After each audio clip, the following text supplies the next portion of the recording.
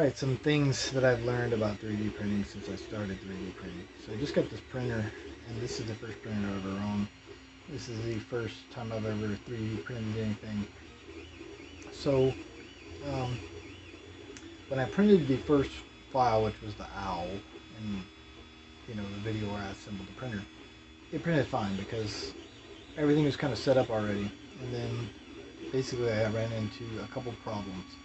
So before I actually did my first print of something that I downloaded off the internet, I found out that the printers, the PLA had snapped, so the actual feed line had snapped, so I had to get the PLA out. So I figured I would just pull it out and then feed in something new. It would have been easier if I had cut it off and just melted it out, because I had to disassemble the whole feed system to basically get the PLA out.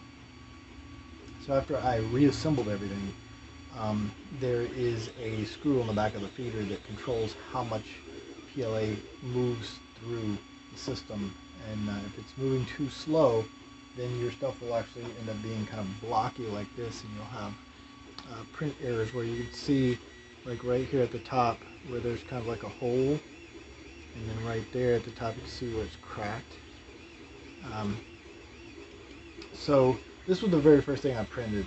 And then also, if you're downloading stuff from the internet, you can't just send the file to your printer unless your printer takes that type of file. And my printer prints G-code files, so I have to take the files from the internet, convert them to G-code, and then put them on an SD card or send them directly to the printer. I just put them on the SD card because it's much easier.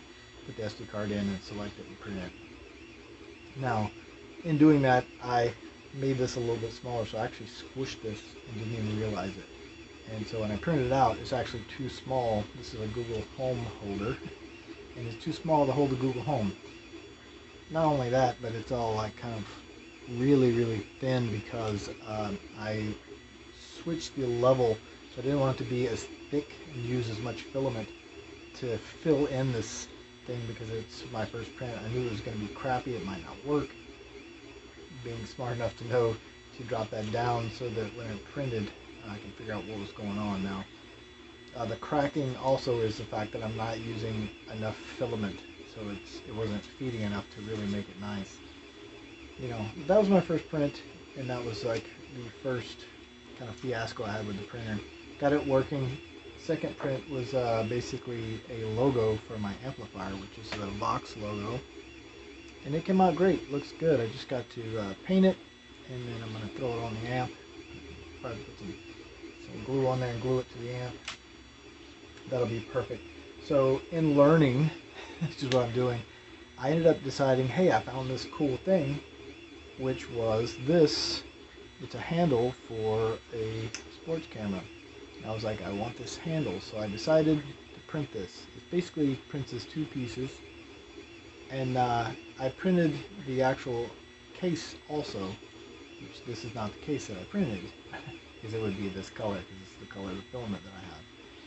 Now what happened was, I realized that if you're printing stuff, it's best to print one thing at a time. I basically put both these parts on there, and I put the case on there. And what happened was, the case wasn't secure, it didn't adhere to the bed, so as the bed's moving and the printer's printing on top of it, the actual piece popped loose.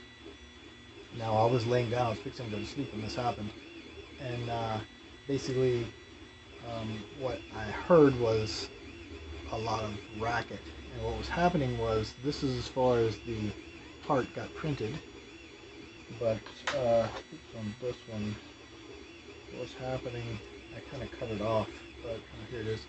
The print, what was supposed to go on that piece, basically ended up here and globbed on and everything, so I ended up having to stop the print. So now I have these two things, which are not useful for anything, but it's all about trial and error and learning how these things work.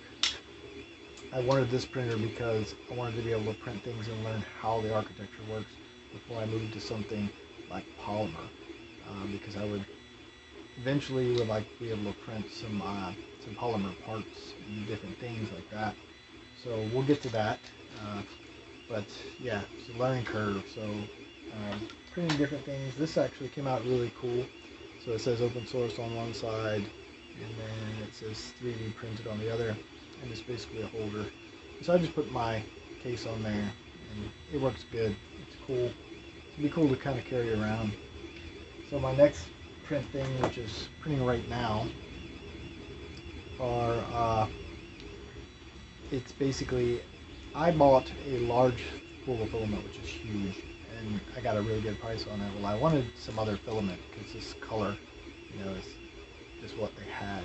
So I got this, which is like rose or something like that. I don't know what color that is. So I wanted some black, so I ended up buying this small spool of black because I don't want to spend a whole lot of money right now because I'm just testing. Well, this is a small spool. I don't know how I did to hold it. The printer is made for a larger spool to kind of sit on the top. So right now what I'm doing is I'm printing out some parts. These are the end caps. And basically what they'll do is they'll go on the ends here, and there'll be a rod that goes through, and some legs that I've got to print out. And then I'll have a holder for this. And then I can reuse it, so it's not a big deal. But yes, I'm working on that now, and that's kind of what I've been doing, like just kind of goof around and learning. So it's been kind of a learning process, so that I can actually learn what to do and what not to do. And I want to know more about the printer and how it works, how the filaments work, before I start printing things that I'm really interested in. So we'll get there. You guys take it easy. Peace.